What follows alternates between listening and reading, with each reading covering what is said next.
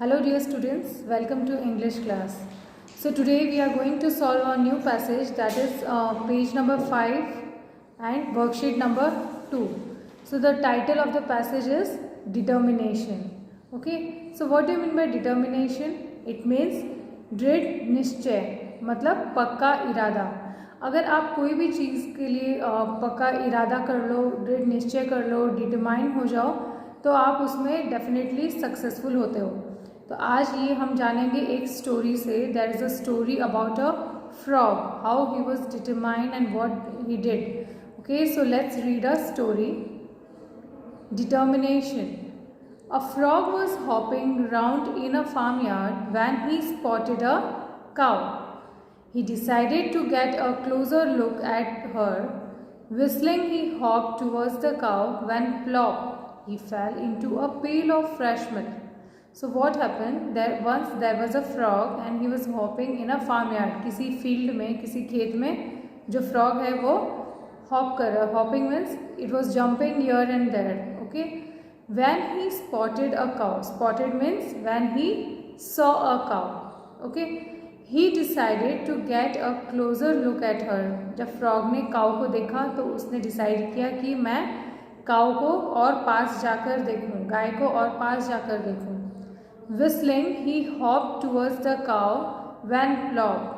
Whistling, he hopped towards the cow. When he hopped towards the cow, when plop, he fell into a pail of fresh milk.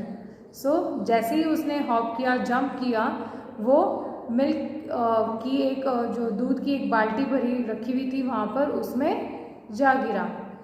Two birds from a nearby tree watched the frog falling into the pail.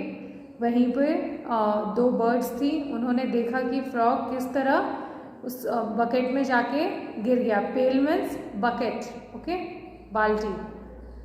As the frog began to drown, he began to move his feet to save himself.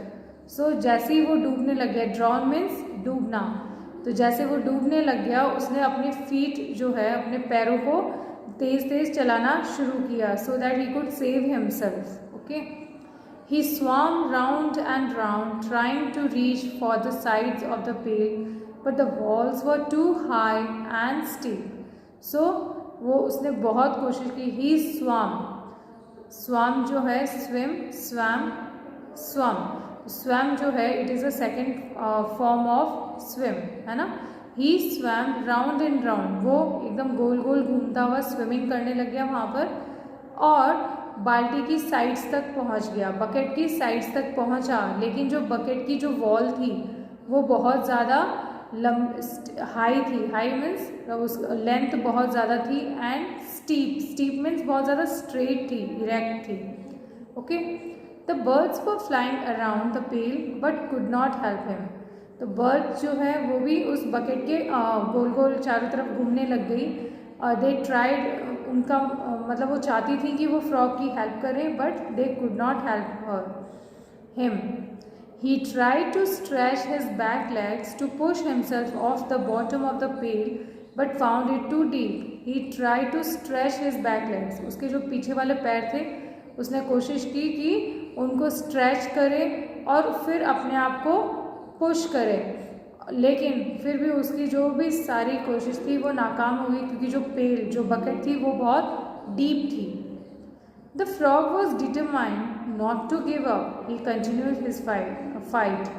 So जो frog है उसने लेकिन पक्का इरादा कर रखा था, दृढ़ निश्चय कर रखा था कि मुझे कैसे भी करके इस बकेट से बाहर निकलना है. So he was continuously fighting to get himself out of the pail. Okay, he kicked, turned and twisted until at last all his shaking in the milk turned it into a big chunk of butter.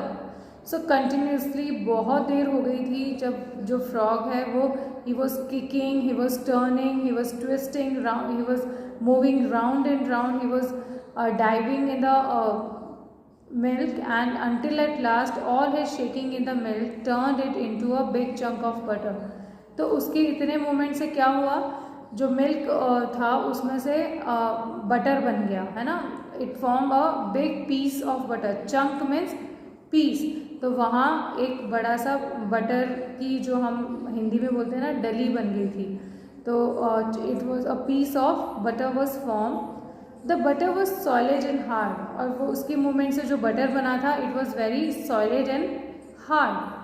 The frog easily climbed on it and hopped out of the pail. So what did he did? He climbed up the butter and then he hopped from the out of the pail. मतलब वो butter के ऊपर उसने अपना पैर रखा और पेल से बाहर आ गया, बकेट से हॉप करके वो बाहर आ गया। The cow observed the frog jumping out and nodded its head with happiness.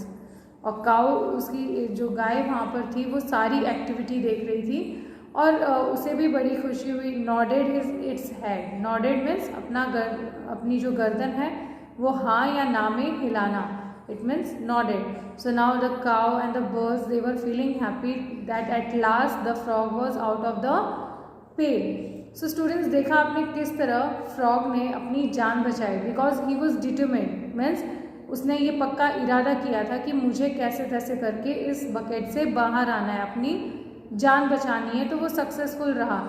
ऐसे ही अगर हम कोई भी टास्क करें, हम पहले से ही अगर ये सोच लेते हैं कि ये काम हमसे नहीं होगा, we won't be able to do it, सो ऐसा नहीं होता है। अगर हम मन में ये ठान लें कि ये हमसे हो जाएगा, हम ज़रूर करेंगे, तो उसमें आप डेफिनेटली सक्सेसफुल होगे। Okay, so now let's solve the exercise. Okay, so the first question is given is answer the given question. So the first one is, who all were there in the farmyard when the frog reached there? जब frog farmyard पे था तो कौन कौन वहाँ present थे? There were 2 birds and a cow in the farmyard. 2 birds थी और cow. How did the frog fall into the milk pail? Frog जो मिल्क के बकेट में कैसे गिरा?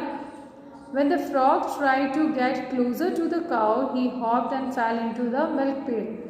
जब फ्रॉग ने ये कोशिश काऊ के पास जाने की कोशिश की तो वो उस बकेट में गिर गया। What did the frog do when he fell into the pail?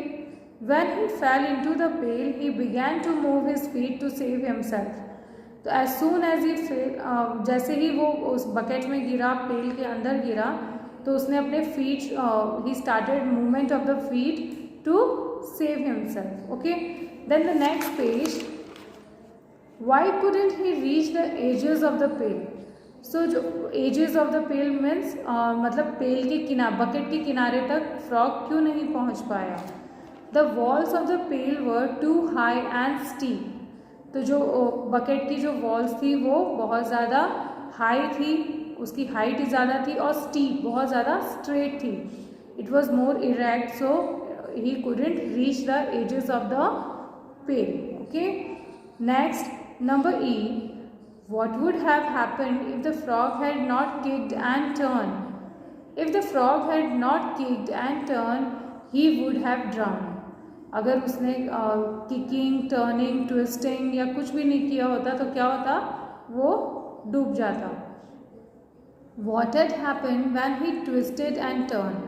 When he twisted and turned, a chunk of butter was formed, a piece of butter was formed.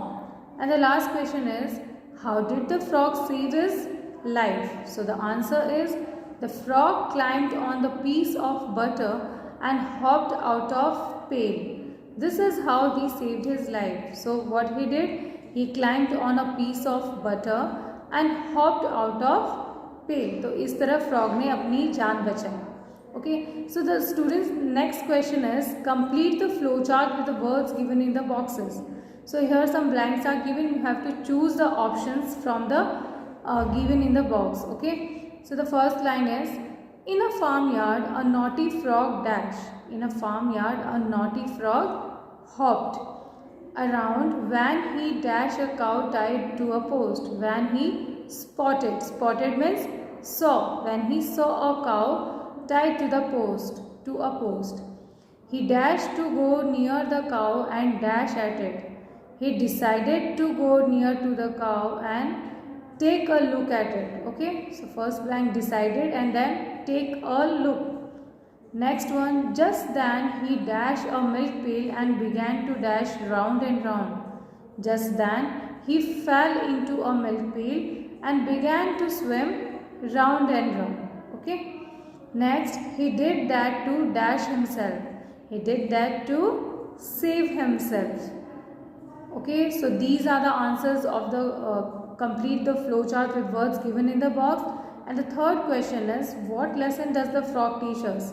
So at the end of the story मैंने आपको बताया कि हमने क्या सीखा कि अगर हम डिटरमिन हैं, अगर हम अपने पक्के इरादे कर लेते हैं और कुछ एक लक्ष्य निर्धारित कर लेते हैं कि हमें ये काम करना है, ये काम हमसे होगा, so we will be successful. Okay, so that is only the lesson we have learned from the story. The frog teaches us that determination to win is better part of winning. Okay, so अगर हम जीतने का पक्का इरादा करते हैं तो definitely we will be successful and definitely we will win. Okay students, so this was the story of frog. Okay, now complete this exercise in your Bravia book. That's all for today. Thank you and have a nice day.